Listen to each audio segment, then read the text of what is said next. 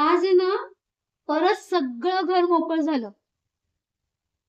ही चूल आहे ना, वाट बघत असते, की कुणीतरी येईल, माझ्याशी 4 शब्द बोलून जाईल म्हणून. पोर आता मोठी झाली, मुंबईमध्ये शिकायला असते. मला मला एकटीला काही सवय झाली आहे. नवरा, तो कधी आमच्यात नव्हताच म्हणा. माहितीये, मला आहे ना, लग्न झाल्यावर ना, मी कधी आई होते असं मला वाटायचं.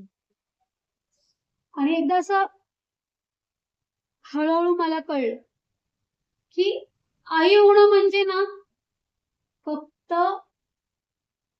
सकाळी लवकर उठा, चहा ठेवा, मुलांचे टिफिन करा, शाळेच्या वेळा पहा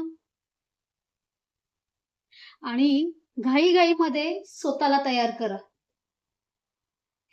तरी ते सारं जग आहे ना, ते आईला पाहत असतं. पण आईला कोण पाहतं? माझी मुलगी मला म्हणते, "आई आपण मुंबई फिरूया.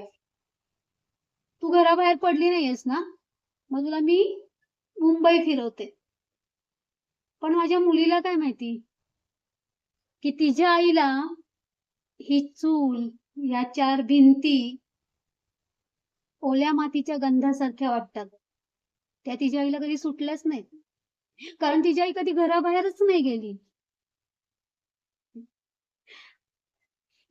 एक सांगू तुला, मी माझ्या मुलीची चप्पल आहे ना, अजून जपून ठेवली आहे.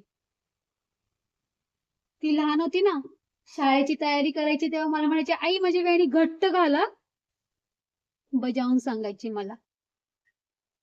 आणि आज तीच पोर मला सकाळी गुड मॉर्निंगचा मेसेज करते आणि तोच मोबाईल मी हातामध्ये घेऊन त्याच्या गुड नाईट तिच्या गुड नाईट मेसेजची वाट बघत असते.